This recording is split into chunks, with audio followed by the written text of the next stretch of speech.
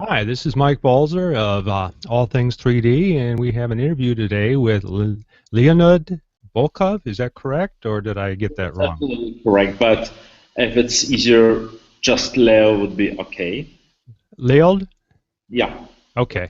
Who is the Chief Business, and I can't see the rest of my title here, of Artec, Development Officer, correct? yeah, Chief Business Development Okay. Officer with Artec Group. Okay. And who makes one of the best, or actually the best, mobile or handheld 3D scanners, and I've been kind of anxious to talk to you for some time because I've been kind of envious of your scanner, and we'll go into that a little bit later. But let's go ahead and get right into asking Leonard if he what his name is, but we already know that. But go ahead and tell us again, please. So, once again, hello everyone, and thank you for watching this interview, and thank you, Mike, for the initiative to ask these questions. The first question is, of course, the easiest one. So, once again, my name is Leonid Volkov.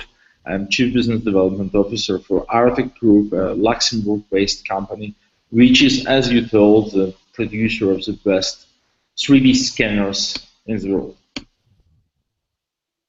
Um, yeah, with that being said, okay, there we go. I don't want any echo. I don't know if you heard it there, but I heard it in my own ears. But well, I guess let's move on right into the first question. As mentioned, you work for Artec. How long have you been with them?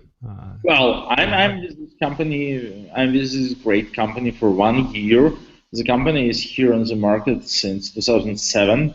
So and the scanners are there since 2008. So now on the website you see our two current flagship products. This is Artec EVA and Artec Spider. So two handheld portable scanners. EVA for larger objects and Spider for computer-aided design and reverse engineering, intentionally designed to scan smaller objects, and they are on the market since 2 years. But Artec EVA, introduced on the market 2012, is already the best-selling portable handheld 3D scanner, well, in the history. Yeah, and I can imagine that it would be. You've done a lot of things right with it. And with that being said, as mentioned, I do have the website behind me here in my image. You actually offer two different types, but I'm kind of getting ahead of myself here. But with that, I'm assuming that they probably work with the same technologies. You offer the Artec Ava and the Artec Spider. So let's ask the easy question right now. Who came up with these names, and what is their meaning? Obviously. Oh, that's funny. Artec EVA, the first generation of our scanners had the names that were really kind of formal. So the first one was kind of Artec MHT, when M was for medium range, H was for handheld, and T was for texturized. So there was an Artec MH, and then Artec MHT, and so on. But the Artec MHT was a very funny thing, and it really resembled the Wally from the animation, this robot Wally, and then we decided that the next generation medium-sized scanner will be called EVA as another hero of the cartoon. And Spider, I don't know who came up with the idea, but you can see that it really looks like a spider with its several eyes or legs, or I mean, that was someone's explanation. Actually, I don't know why. No, that makes a lot of sense. Very cool, very cool. I can see it from here, the type of eyes. Well, on that, I've seen some of the videos, and I have a little bit of background in 3D scanning, but I've been somewhat puzzled on how yours works. And obviously, being proprietary, you're probably not going to give me much information, but hopefully you can give me a little bit. It's not a secret. It's so both of our scanners, technology-wise, are quite the same. They are structured light scanners. So using white lights is the regular light, ambient light. It's not a laser light or something like this. So it's not dangerous, by the way. So you can use it really. I mean, Is that the everywhere. purpose of the flash? Yes. So flash is used. Flash is used just to lighten the scene. So flash is not necessary to make the scan. Actually, it even disturbs. So flash is for the texture cameras that captures color. Okay. It captures color. So to capture 3D, to capture the geometry, you don't need the flash. So how it works? It projects a irregular pattern of white stripes on the object, so such a pattern, and then it see how these stripes are curved, are rigged Okay. by the geometry of the object, and then it reads this pattern, and because those stripes are placed in a very irregular manner, so the distances between them is different always. Even if they are curved, you still can distinguish between them, and you still can see which stripe on the resulting image surface corresponds to which stripe on the initial surface, and you can then calculate. And based on this, you can calculate actually the geometry of the object. So, And this is how one frame is produced. So each small flash, each small projection of this white stripes pattern on the objects results in one 3D surface. And then there is the real magic as how we stitch the surfaces together, because the scanner has a frame rate of 15 frames per second, and the main problem is the so-called real-time fusion, when you have the sequence of frames, and you can determine which frame how are they to be connected together to produce a whole surface, a whole 3D image. And this is where our software plays its role. okay, so then I'm right to assume that your scanner provides the raw or a quantized data set that gets piped over the USB 2 connector to a computer, and the computer, as seen in some of your articles as well as your own webpage, needs to be a fairly powerful machine. And you look like you favor the NVIDIA cards. I'm assuming you use the CUDA cores to benefit in the processing of the stitching process. Am I to understand that correctly? And the mesh development and surface? Yeah. Okay. So, of course, it is quite complicated. I mean, this task of mesh development and fusion really is very demanding from the point of view of hardware. Still, it is possible even to use it in some tablet. So there are some quite powerful tablets or handheld computers where you still can import the data from the scanner, and then do all the necessary calculations within Artec Studio, our software that has been intentionally developed for this. And of course, it runs on a variety of more powerful desktop computers and laptops. Okay, well, let's go ahead and jump back to the two types again. We identify them as the Ava and the Spider, and obviously physically they look different. The Ava has, I'm assuming, one projector and one receiver or camera, and then it has I'm assuming, a color camera in the middle. I hope my cursor can see here. Yeah. And then your LED flash around I'm assuming the RGB camera. Yes. Now, on the Spider, it looks like you have the RGB camera with the LEDs around it, but you have two more, either imaging or cameras. So I'm assuming that these are what allows you to have the better detail, the higher detail. Yes. The Spider has twice more 3D cameras. And this is designed for more precise collection of data. So for EVA, we offer a precision, measurement precision of 100 microns. For spider, we advertise it to be 50 microns, but actually, if you carefully calibrate it and use it properly, you can even reach 20 microns of precision. So it's really a very, very, very sophisticated and precise measurement device. Well, for our audience, 100 microns is about what a Z layer is on most FDM printers. 25 is about the lowest that you can get on the Form 1 as an SLA printer. So if you've seen some of the accuracy that you can get there, it's kind of neat to see that it can be captured on this end as well with the Spider. And as mentioned, in both of these, you talked about laptops and then tablets. And I personally have worked with the Surface 3, and I was thinking on getting the other tablet. Let's see if I mention it in my, maybe you know off the top of your head. It's kind of a unique tablet because it's one of the few, it's the Razer Edge, that has an NVIDIA chipset in it. I'm assuming they're going to make a newer version that's still the 640, which isn't the best NVIDIA chipset, and it's also not the lowest power.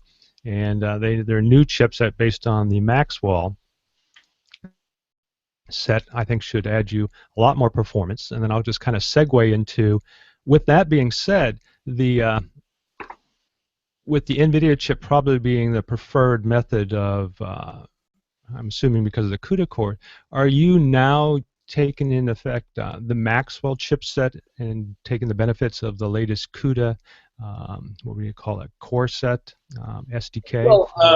Well, to be honest, so we don't do any special software developments for different chipsets or different video cards and so on. So I mean, we try to produce quite a general software. So Artec Studio, you can install it quite in any computer. But of course, we have the recommendations for what hardware is better suitable for this, because of course, Artec Studio and the raw data that our scanners are producing are quite demanding to the software, to the hardware. And of course, I mean, we are trying to follow what's new on hardware market, and we run quite a lot of tests of our scanners and software with different types of hardware. But where we are really concentrated on is to build what we call an embedded calculations. The next generation scanner, which will be an embedded solution. I have some calculations on board. That was going to be one of my questions, is having the actual processing on board, and it seems like you're going to be moving in that direction, which seems extremely important. So will this have a screen as well, or will it just have the horsepower to minimize, as you said now, the bandwidth and the computations on the receiving end? Well, first of all, I can't disclose much on this new generation of scanners because they will be quite revolutionary for the market, and still they're in research and development phase. But what I can say is that, well, this new generation of scanners with computation board will have, of course, much more capabilities in terms of also hardware, because now we are really limited by the bandwidth. So we could actually collect much more data from our cameras, but there is no hardware, there is no proper hardware interface, there is no proper cord to push the data towards the computer, because the amount of raw data we collect is enormous. So if you do some pre-calculations on board with our new special design chip, then of course we can compress the data to be sent to the external computer, and for instance send it through Wi-Fi, so to have it pure wireless. And then of course we can have a preview screen which would make the scanning process much easier, and so on. Actually, I think that we're gonna have several models. So now from cheap to expensive, they vary in the field of view, they vary in the precision, and so on. It will be quite different. We will probably have 3 or 4 new scanners based on new technologies, on this embedded technology, and they will be very not on their field of view or productivity. They will be kind of all the same, but on, well, extra features, on wireless model, on preview screen, on the resolution of cameras. Because, for instance, now the textual camera of Artec EVA is about 1.3 megapixels, which is, well, not very good, but it's also a limitation of the bandwidth. But with the new technology, there will be not a problem to have a 8 megapixel camera on board as well. So this is all, well, but this is all still research and development. I assume that we're gonna launch new scanners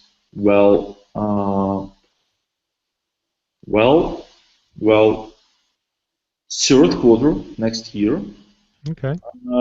But I can't tell you much at this stage. But it will be very interesting. It will be really a disruption on the market of handheld 3D scanners. Okay, well, we'll go into that a little bit more. I have something to show you as well.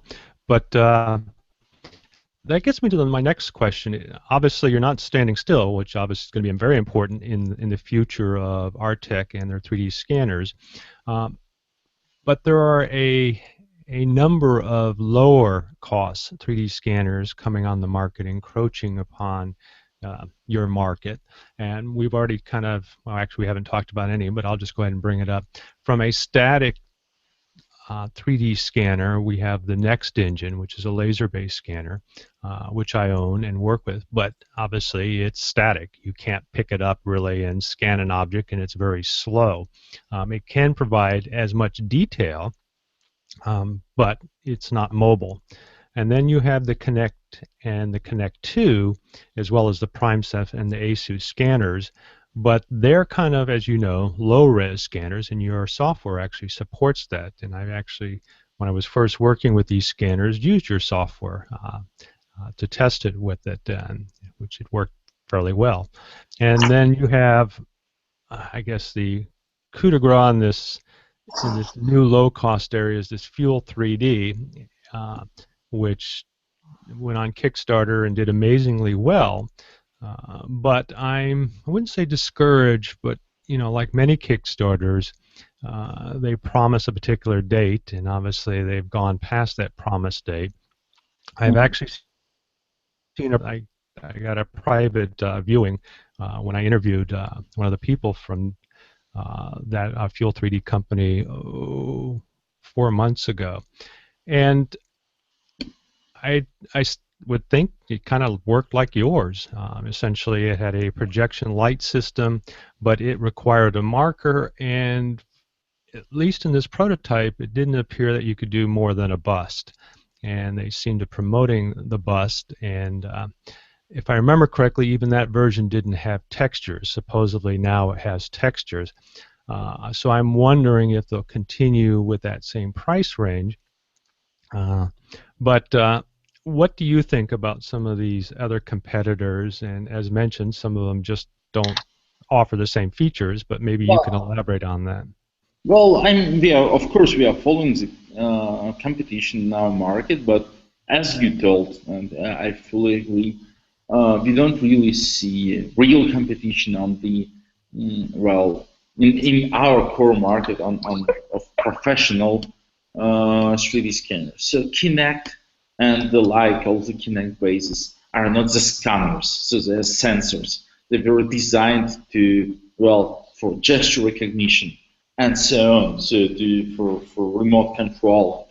They were never designed to be precise, and they're not indeed. And of course, there are some nice Kinect-based solutions, some toys, and yes, we support them in our software because we feel they're not competitors at all.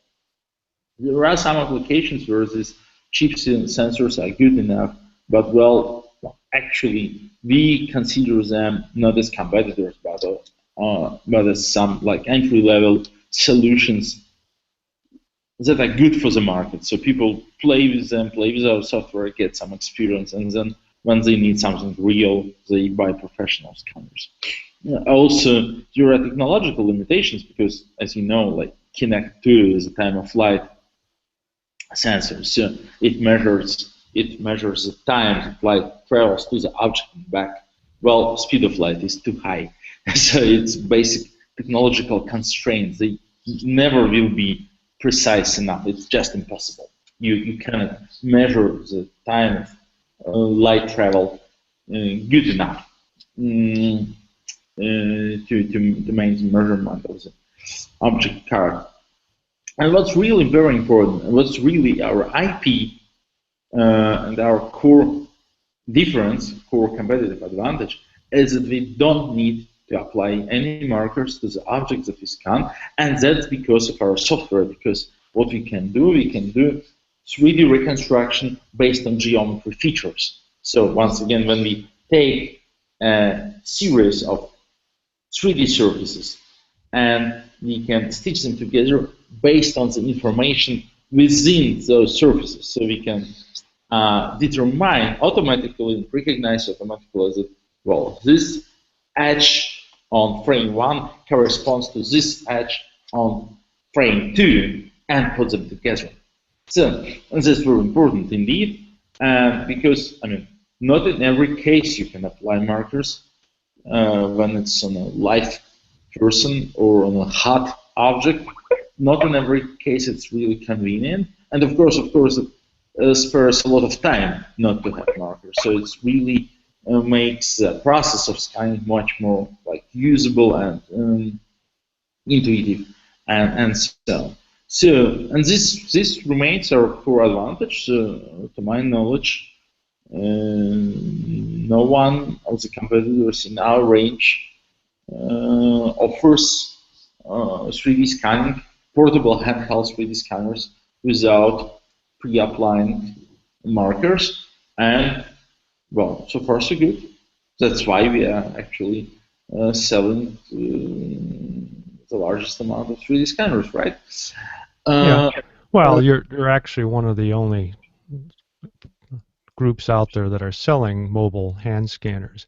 But I would think the cost of entry is a little high on your product, and that's why I'm probably thinking why the Fuel 3D is gained so much popularity, or I should say interest. Obviously, it's not available yet, and who knows if it will actually come out at that price point. But you did allude to maybe in the future of having something lower cost. Um, so we'll definitely never go to the segment where we would compete with directly with Kinect and so on. So we will never sell something for hundreds of dollars. no, If but maybe $3,000 or $5,000 might be a good entry point for somebody looking you at. would, if you would sell something for $5,000, it's an interesting question.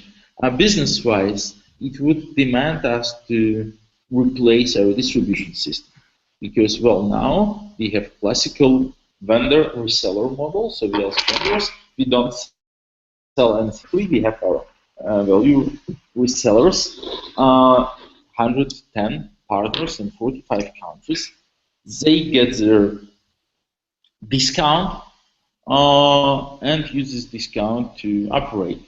When we produce scanners, well, 4 times cheaper than now, then also the revenues of our resellers would go 4 times less. So $5,000 is not anymore that suitable for this vendor reseller model. It's more for like really, well, some retail style distribution, and we have to think of it. So technically we are ready, but we really have to understand if there is enough demand for a retail style. If you really need to go to your well, media market, to your consumer electronics supermarket to see a 3D scanner on the shelf, if there are enough applications for this. That is the question. Yeah, and that may be the point. Is there enough people who are really wanting to do this full time or more to even spend $3,000 or $5,000? So I'm thinking if you're going to do this as a professional, maybe the leap to 10,000 or 20,000 is justified, whereas maybe making it less cost means less cuts in the effectiveness of the product. So it'll be interesting. I'm assuming that you have protected IP. I would think that as many companies, the Chinese have come in and produced products, and I'm assuming, I don't know where your product is made. I'm assuming that some of Uh, them. our product, it's a very easy question to answer. Our product is made here in Luxembourg. So I'm now on the first floor on our office, and in the ground floor we have our assembly facility where we do assemble our 3D scanners.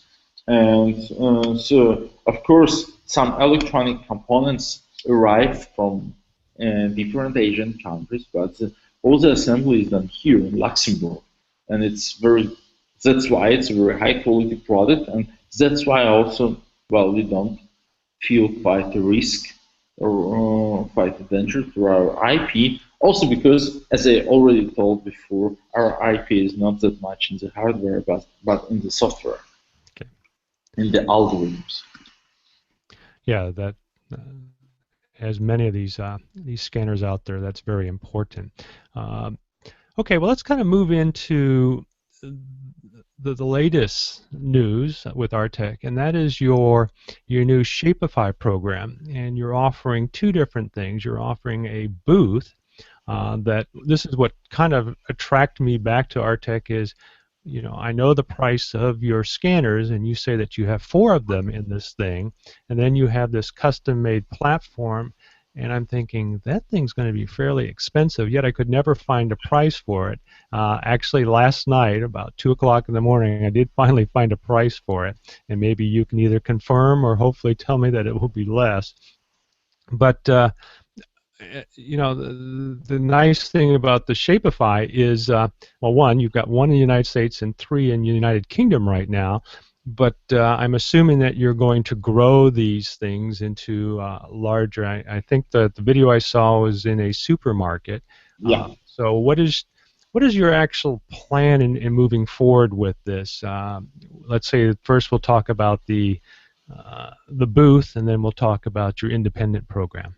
Yeah, well, first of all, I wouldn't talk much about the Shapify for Kinect. It was more like of a toy or a quick research project to see if actually our software is good enough to automatically stitch together views to create a 3D human body model. But it was really more of an experiment. The real product and our real bet, a real bid, as Shapify boosts the fully automated full scanning body solution.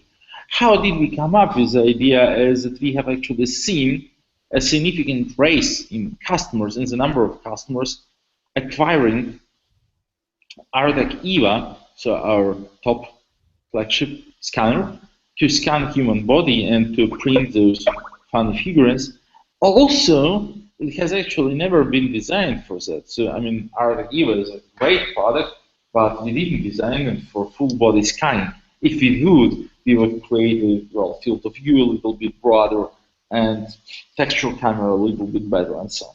But still, people started to buy it, and we did a quick research, and we saw that like over 65%, so two-thirds of all 3D print shops in the world, so all places where you could come and get your 3D figurine printed, by the end of last year, they were using Artec EVA. So we decided we really have to create a custom solution that would be specially intended for this market, that it's mature enough. And that's why we created Shapify booth, so this fully automated scanning solution. And the point is that it's fully automated once again. So you step into the booth, it rotates around you within 12 seconds. 4 scanners that were specially designed for body scanning. So these are not anymore EVAs. There are new scanners developed for the booth, for the body scanning. Capture altogether 720 3D surfaces of you, so 12 seconds, 4 scanners, 15 frames per second per each scanner, and those 720 surfaces are automatically stitched together within 4 minutes to produce a 3D model of you, which is immediately printable. So, and that's the point. So there are a lot of solutions, photogrammetry based or Artec EVA based or Kinect based, that can capture a 3D model of a human body, but the result needs to be modified. So you need a 3D modeler to play around with the mesh, to play with the texture atlas, to fix some problems, to remove the floor, to remove some artifacts, to fix something, and so on. So usually it is worth 2, 3, or 4 hours of a 3D modeler, which is quite expensive and not scalable. You cannot really introduce like 100 of those booths into shopping malls because you just cannot fast enough hire hundreds of 3D modelers and ensure the quality of their work. And also that you will have to include the price of this 3D modeling into the price for the end customer, and this model will never be cheap. Yeah, So well, that's an important point. that's the most important point, really. Yeah, that because I have been doing that for some time, and I totally agree with you. You know, even with the Connect software, that's what I use. The Connects or the ASUS, and now working with another product called the occipital structure sensor, which I'll get into in a moment. Even though you can bring in a model, you still have to clean it up, and you do require somebody with some expertise with that. What you're saying is that your system is completely turnkey. Essentially, you push a button after I mean, I'm assuming that you haven't fixed a lot of the issues with projected light scanning, which means reflections and dark objects. So you probably have a limitation of what a person can wear going into it. And then once that is met, they would stand there for 12 seconds, and then they would be completely scanned. And then what you're saying is that once that's completed, no further work has to be done, and you have a finished model? Absolutely, that's the point. So that's our only and principal selling point. So, I mean, it's not anymore art. It doesn't anymore require special skills. Yes, actually, this with a professional 3D modeler, with a talented 3D modeler, and with a nice photogrammetry setup with 200 DSLR cameras, you can create really pieces of art, really very nice looking 3D figurines, but you can't sell them for less than $400 or $500. So never, because it actually contains a lot of manual, handicrafted work inside. And here it's absolutely turnkey. You put this booth into a shopping mall, and you have an operator whose only task is to push the scan button, well, to instruct the customer not to wear glasses and shiny shoes and any reflecting surface, which is the only limitation, so nothing that is reflected, and stand still for 12 seconds and provide credit card details, and that's all. So, and this allows actually our Shapify booth operators to sell figurines for something like $100, which is absolutely unbeatable, and which immediately changes it from the luxury segment or for premium segment to something like a gift segment, something which is, well, normal for a birthday gift or some special occasion gift. So people really would come to scan themselves for some special occasions. And the business model is now different, so we don't sell those devices to some art studios that would really do some very special for press with these 3D booths. But we sell them to amusement parks, retail stores, airports, shopping malls, with any places that just have large footfall traffic and want to squeeze money out of this. The Shapify booth is not a piece of art, is not designed to create pieces of art, but it's like a vending machine or like a photomat. It's a tool to make money. And that's our selling point. That's because of the automated process, and still the figurines are really good. No, and I agree with you. The results do look really good. The problem is, what is the cost of entry? If I wanted to set up such a booth in a, obviously you'd have to have a lot of traffic. What would it cost me? There are three business models that we offer.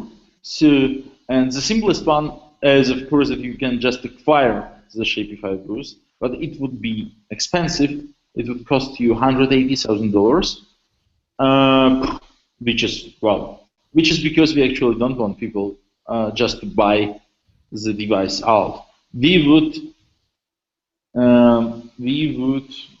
prefer revenue sharing models, and there are two models. One is to rent the booth for $10,000 per month, and the entry ticket costs them $30,000, which is a rent for 3 months, which is a minimum rent period. And the other model is we call a software as a service model, when we ship the hardware for free, but you agree to pay us $20 for each scan that you make. So a pure revenue share model. So $20 per scan, and it's yours. And in this case, the entry ticket costs $60,000, but they are all credited onto your account. So you pay $60,000, we put them on your account. So once you make a scan, the balance of your account will be $59,980.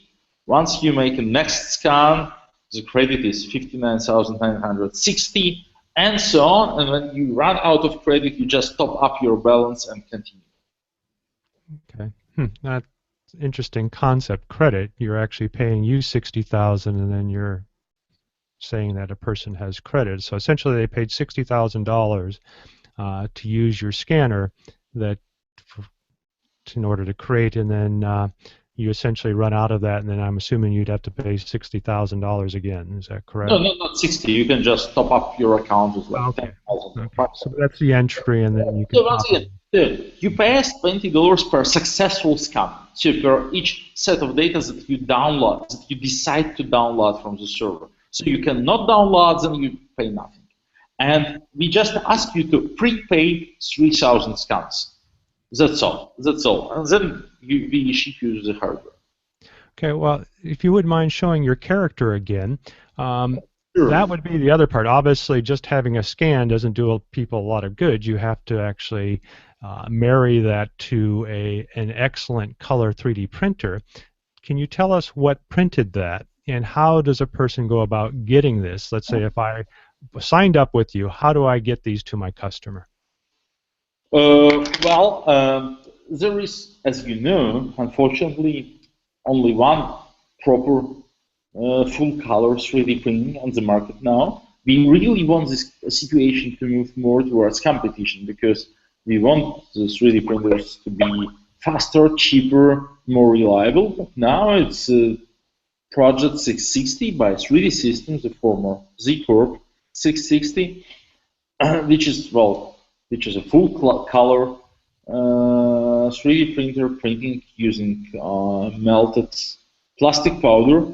It's still good enough, but of course we wish it would be better. So now the precision of our scanner is approximately 10 times better than the precision of the printer, the accuracy.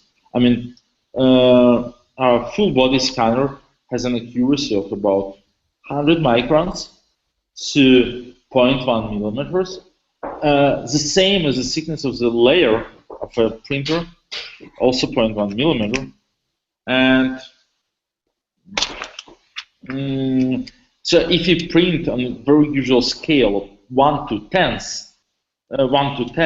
then the scanner is still accurate enough to capture detail of 0.1 millimeter thickness, but the printer is only accurate enough to print details of 1 millimeter thickness, so at this scale. So have you looked at the M-Core printer? Which prints of paper, but I mean. But it has a much more vibrant color scheme, and could actually be cheaper in the long run. We play a lot with color calibration. We now, I mean, this is actually the very, very first model that we produce. Now we can achieve much better color with the Project 660 and so on. And of course, well, this model is not fragile, it's durable. It's, I mean, unlike this paper model. So this, we don't consider this paper printer as something serious. It's more of a toy. It's a funny concept, of course, but I mean, You've actually had one of we, the paper prints? sorry? Do you have a paper print? Well, I don't have them well on me right now, but of course we've done several experiments and yeah, Okay. So we you've don't. already verified that that's not the route to go. Yeah, yeah, absolutely. So are No, you going to be providing the printers? So if a person scans, you'll be actually printing and sending it back to the customer, or do they go through a different service bureau? so there are three options once again for our for the booth operator. So if you decide to use Artec 3 scanning booths, then you have an option to print them yourselves. So we don't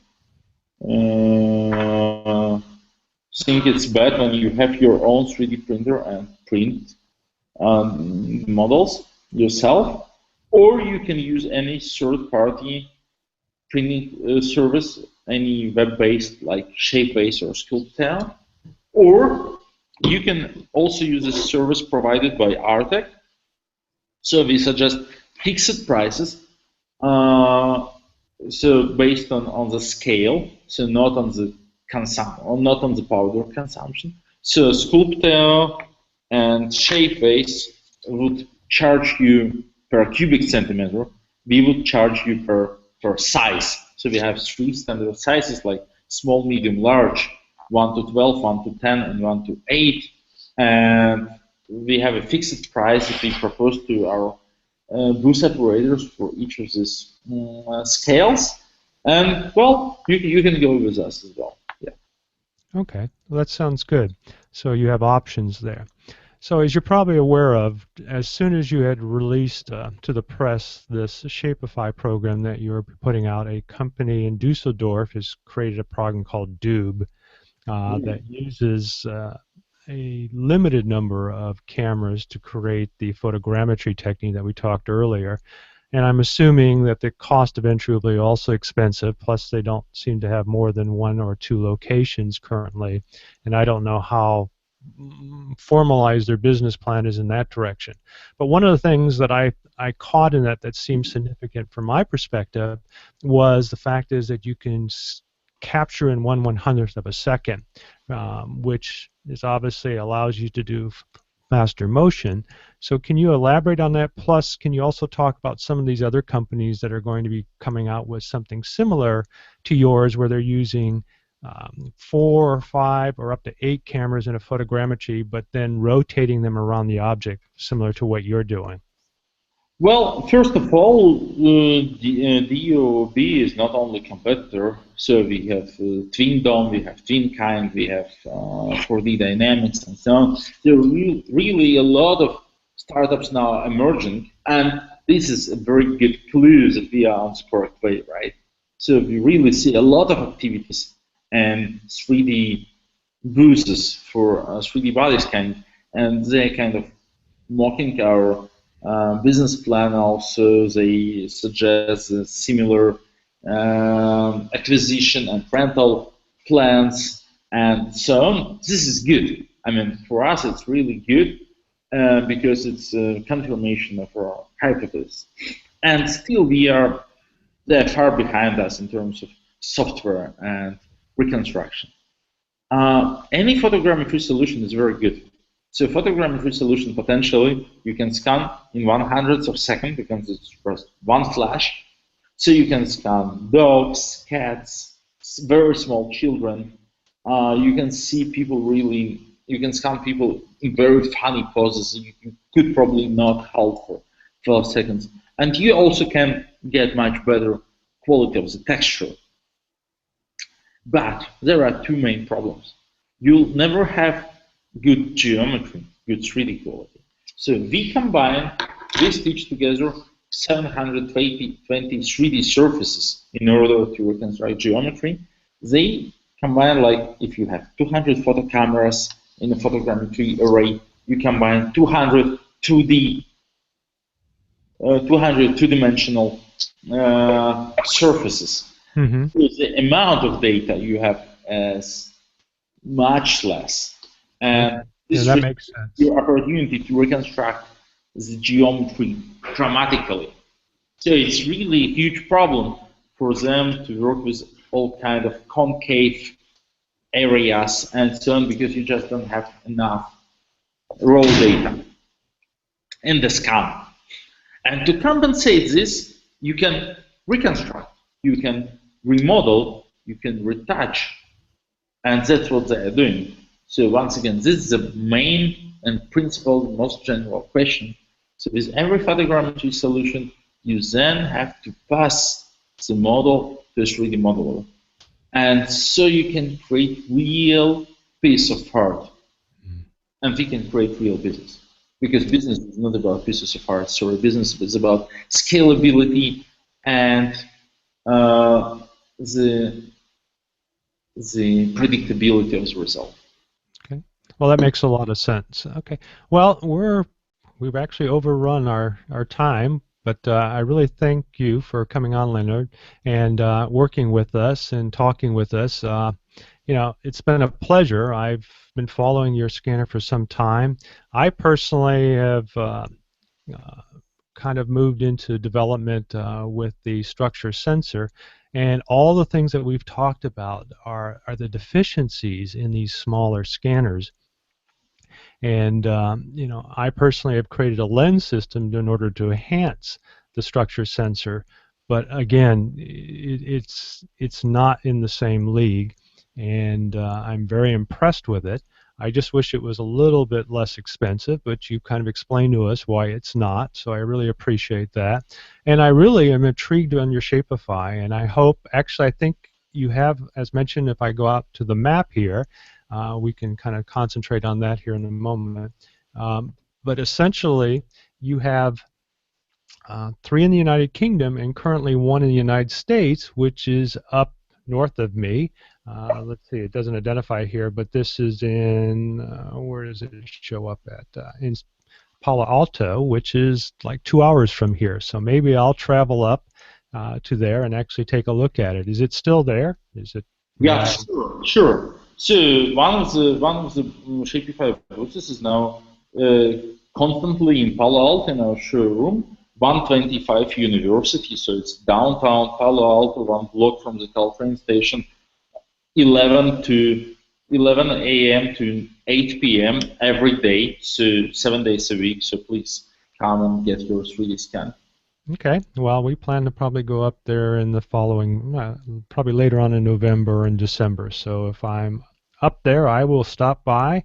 And so if I go in there, how much is it going to cost me to get a scan of myself? So the cost to get a scan costs you nothing, and to get a model depends on the size. So $99 for the small one. So 1/12. And what is small? How big? 1/12 is 6 inches. Okay, that's still fairly decent. Yes. So and then $139 for 1/10, which is 7.5 inches, and $199 for 1/8. It's really huge. It's 9 inches. Wow, that's pretty impressive. I'm assuming you've probably had a few people in there already doing this. So Yeah, sure, absolutely. Actually, well, we have quite a few visitors every day, but once again, the Shapify booth is designed really like a vending machine, like something to earn money. So it can scan like 1 person per minute, and that's no problem. So that's the idea behind it, actually. okay. That sounds really cool. So again, I appreciate it, Leonard, for coming on with us. And well, again, this is all things 3D. And Thank you, Mike. With that, I'd like to go ahead and wrap it up. And again, I'm thanking Leonard. And Leonard, if you could really quickly tell us a website that you can go out to find out more information. Shapify.me. I'm sorry, say that again. It's Shapify.me. .me. Okay, great. And if you want to go up yourself, they have one up in Palo Alto, and you can visit it themselves, or you can go out to the Artec3D.com to find out more about your Artec scanners and your software, which I personally work with, and it's a very sophisticated piece of uh, tool set to work with. And as he mentioned, and it identifies in the promotion, you no longer have to do any manual correction, if I understood correctly. And we didn't really get into the software, but maybe at a later time. So thank you again, Leonard, Thank and you. I hope the weather is okay there. We just had Absolutely. rain for the first time here on the Central Coast in California. If you're probably aware, we were in a drought, so that's been really nice. Had a beautiful rainbow. So Oh, congratulations. thanks. Actually, I've been to last week, so I just came back Thursday. No, no, yeah, last week. But the weather was great. But for you, I congratulate you guys to have had. Yeah, it was a blessing. So again, thank you very much, and I hope we talk again. And I learned a lot today. Thank you. Thank you very much. Bye. Bye.